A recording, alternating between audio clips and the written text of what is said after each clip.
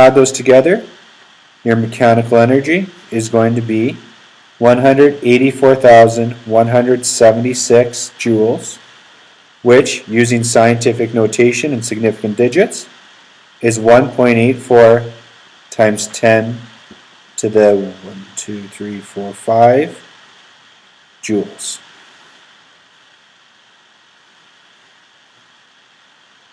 All right, let's do one more example using mechanical energy. So how high above the ground is a 1.16 times 10 to the 5 kilogram airplane flying at an airspeed of 720 kilometers per hour? If it has 8.49 times 10 to the 9 joules of mechanical energy. All right, first thing, good thing we're getting close to the end of this question because my words are getting very jumbled. Second thing is we know that there is going to be potential energy because we want to know how high above the ground. That tells us there's going to be potential energy. There's going to be a height. We also know that there's airspeed. It's moving at 720 kilometers per hour. That means if there's movement or speed, you have kinetic energy as well. So what we want to solve for in this question is we want to solve for h. What is h? What we know is that there is a mass, or the mass of the airplane is 1.16 times 10 to the 5, 10 to the 5 kilograms. The speed is 720 kilometers per hour, which is equal to 200 meters per second. And we have the mechanical energy given to us of 8.49 times 10 to the 9 joules. Again, mechanical energy is equal to the potential energy plus the kinetic energy. All right, we're going to want to solve for height. Height is in the potential energy. So before I start plugging formulas in, I'm going to rearrange for potential energy. Potential energy is equal to the mechanical energy minus the kinetic energy.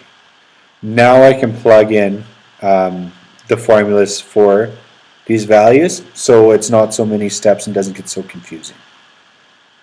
Alright, so potential energy is equal to mgh, which is equal to, we don't have a formula for mechanical energy, minus 1/2 mv squared. Alright, our last step now is to solve for h by itself. To do that, we're going to divide both sides by mg. So finally, our formula is going to be mechanical energy minus 1/2 mv squared over mass times the acceleration due to gravity. Make sure you don't get this confused as mass. This is mechanical energy. This is all together. Because it's all together and it's not mass, do not cancel out mass. Mass needs to be in all the terms. Alright, so we can now go ahead and start plugging in. Our mechanical energy is 8.49 times 10 to the 9 joules minus 1/2 the mass, 1.16 times 10 to the 5 kilograms, times the velocity, 200 meters per second, squared, divided by the mass, 1.16 times 10 to the 5 kilograms, times the acceleration due to gravity, which is 9.81 meters per second squared. Once you go through your calculator and plug that all in, you should get a final answer of 5,422 meters, which is the same as 5.42 kilometers. So this airplane is flying at 5.42 kilometers above the ground.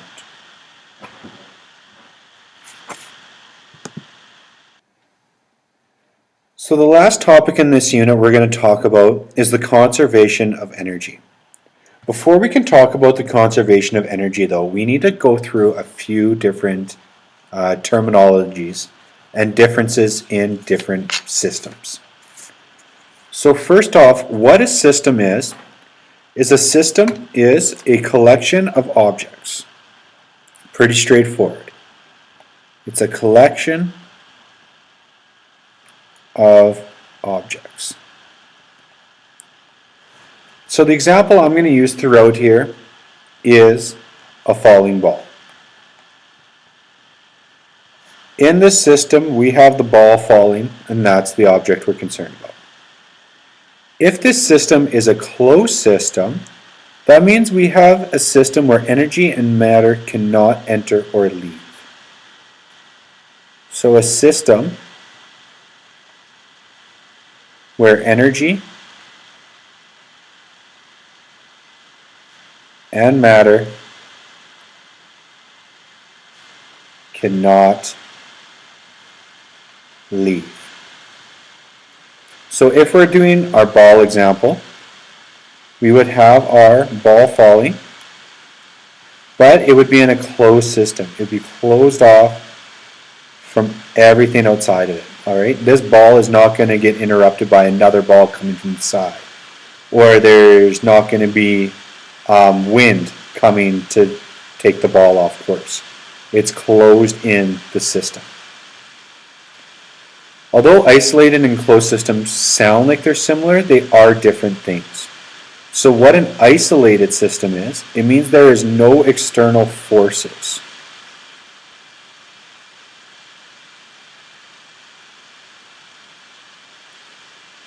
Alright, so this is things like friction or air resistance.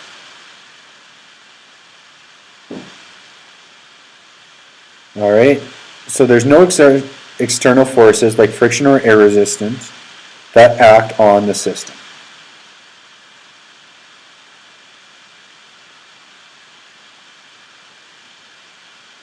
So for example, in our ball dropping example, we are not going to include air resistance. Alright, the ball is just going to fall and the air goes through.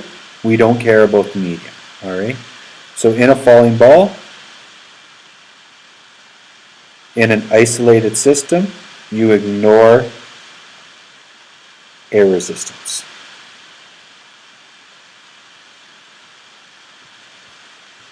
So taking that steps from system to closed system to isolated system, we can now talk about the conservation of mechanical energy. We learned what mechanical energy was. It was the sum of the potential and kinetic energy. But what we have now is we have the conservation of that mechanical energy. So it's in an isolated system. At any point of the motion of the object, the sum of its potential and kinetic energy will always be the same. What this means is at any point your mechanical energy is going to be equal to your mechanical energy at another point. Alright, so if I drop something, it speeds up, it's falling, it's getting faster. When I drop it, maybe it's at 10 meters above the ground, and then it falls fast. Then it's about 2 centimeters above the ground. It's going to have the same mechanical energy of both. Alright? This means that at your first point, your potential energy plus your kinetic energy are going to be equal to the sum of your potential energy plus your kinetic energy at the second point. So let's use what we learned about the conservation of mechanical energy to solve this question with the pendulum bob. A pendulum bob is pictured here. It has a mass of 450 grams, and at the highest point of its swing, the pendulum is 17 centimeters above the floor. At its lowest point, the pendulum is 11 centimeters above the floor. So in this question, we have our pendulum, and it always is going to have the same mass. The mass is going to be 0.450 kilograms. Alright, that's given in the question. At the highest point of the swing, the pendulum, so let's call that right here, is 17 centimeters above the ground. At its lowest point, it is 11 centimeters above the ground. So there's two different ways that you can solve these problems. You can use the ground as the reference point, or you can use the lowest point as your reference point.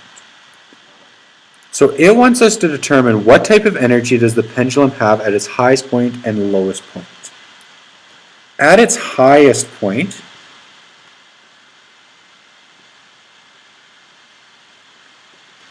it swings up and then it actually stops before it comes back down. Because it stops and there's no speed when it's at that highest point, there is no kinetic energy, there's no movement. So at your highest point, it's going to be all potential energy.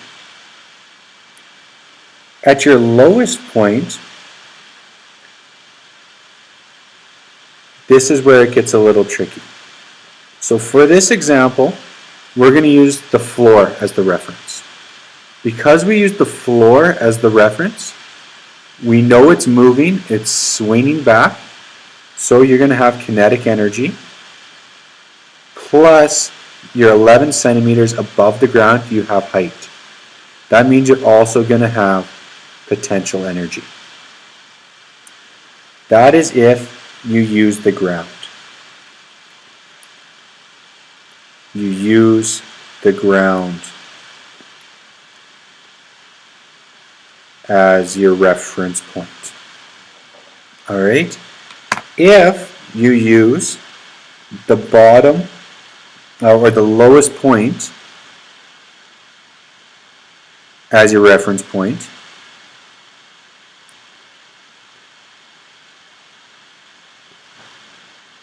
you're now going to, at your highest point,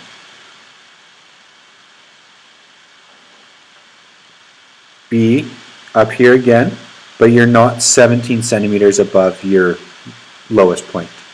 You're 17 minus 6 centimeters. The difference here is not drawn very well to scale, but is 6 centimeters. So you still have a height, and again, you get to a point, you stop before you come back down. Because you're stopped, you have no kinetic energy. You still only have potential energy. But as you come back down and you hit the bottom, this right here is your new base or your new reference point, your 0 meters. Because you have no height, if you used the lowest point as your reference, it's all kinetic energy. Alright, there's no height. In pink over here, this is an easier way to solve problems. It's easier to use the lowest point as your reference point. Unfortunately, this question wants us to use the floor as its reference height. Because we're using the floor as its reference height, we are going to be using the black calculations. So, what is the mechanical energy at the highest point and the lowest point? So, at the highest point,